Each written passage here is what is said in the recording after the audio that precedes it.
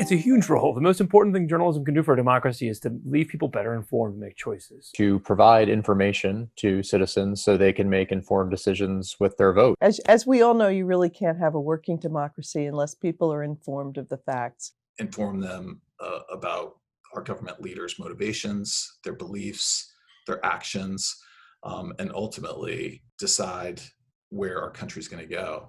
How do the policies actually affect people? Is it doing what it's supposed to do, or is it having other effects that we hadn't thought of? If the point of democracy is that the people get to choose their leaders, they need the information to do that. And that information has to come from an honest broker. It has to come from someone who understands the process and isn't beholden to any of the players. You need to be given these facts as honestly and unbiased as possible. It's much more than presenting dueling views of candidates or two sides of a debate. It's about vetting those claims, digging for facts and evidence and voices and historical context that will either strengthen those arguments or weaken them. One of the things that the founders realized and that we've learned in subsequent years is that they made provisions for a free press in order to keep government held to account, in order to make sure that those in power are accountable and in making sure that we're watching what they do. If you don't have a strong press or a strong media in political reporting, then you're going to have insider dealers. You're going to have people enriching themselves. Making sure that those in power are held accountable, no matter who they are, whether we're talking about local government or even the President of the United States. The best political reporting not only holds elected officials to account, it can also hold up as a mirror on the country. It explains, it allows people to sort of see themselves and see, what is going on, what sort of the heartbeat of the country is. And to the extent that political reporting is also about elections, really helping people understand why their country is heading in the direction that it is, why certain people are winning and losing, just really helping us understand our fellow Americans. And enable you to actually make an informed decision. Everything else is gravy. There's a couple of responsibilities we have to readers. One is to tell them things they didn't know, to tell them things that are important about the president, in my case, but about American government, about people running for office, people who hold office. We also owe them a real responsibility to be clear, to be understandable, to write for readers who don't spend every moment of every day immersed in the minutiae of Washington. That's, I think, almost as important as reporting the news. If we tell you something that's new and we don't give you the tools to understand what it is or the context to understand why it's important, we've only done half of our job. For Robin, it was never a sport. It was never a game. She always had this ability to sort of keep her focus on how this was going to change the way people lived. I've always looked at political reporting as bigger than politics or larger than politics.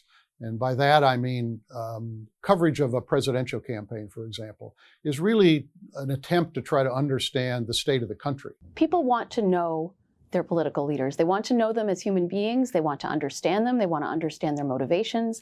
They want to know how they got to this point.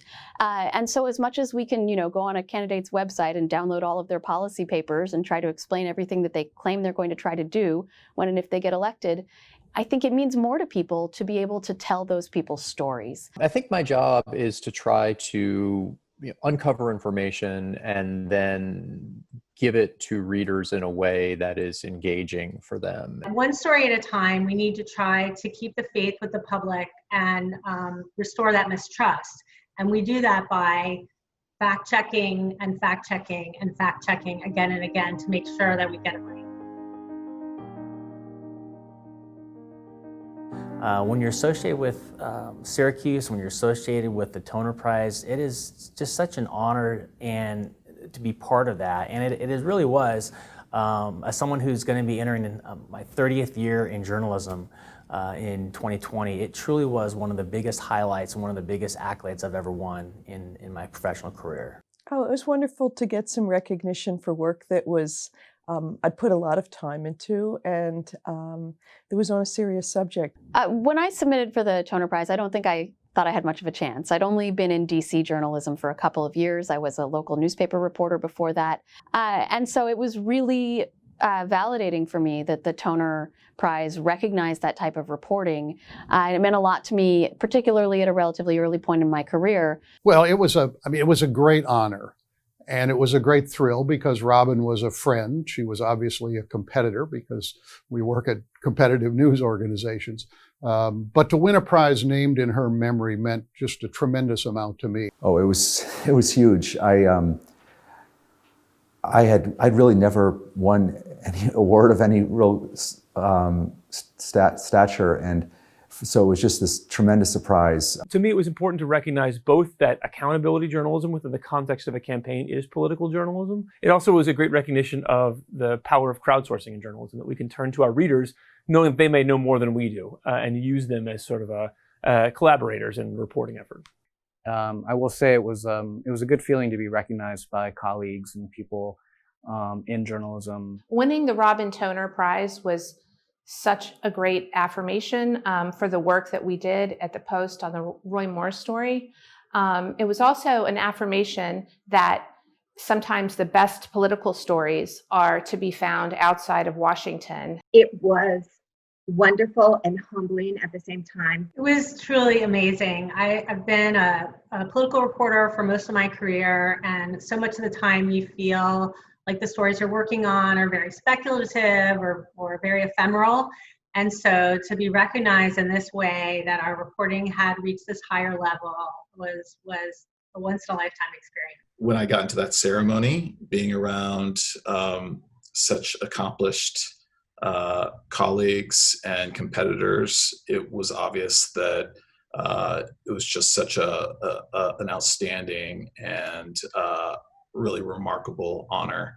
And so I was completely humbled, and it's a highlight of my career for sure. Winning the Toner Prize was just a huge boost. I think it's one of, if not the biggest prize in political journalism, and it's a real affirmation of the job that I was doing. The people who'd won it before were all journalists I respect and looked up to, and in some ways try to emulate. And the idea that I could follow in their footsteps and actually even be in the same company with them was something that was one of the highlights of my career. I guess I would describe Robin's legacy in one word as just tenacious. Grounded. The accessibility. Let me do two words: total professional. Analytical. Illuminating. I would say fairness. High standards. Relentless. I think Robin Toner's work was authoritative. A trailblazer.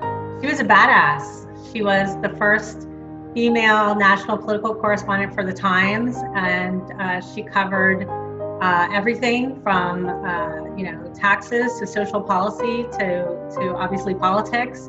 And her work was rigorous, and her storytelling was strong, and she was admired by so many of her peers.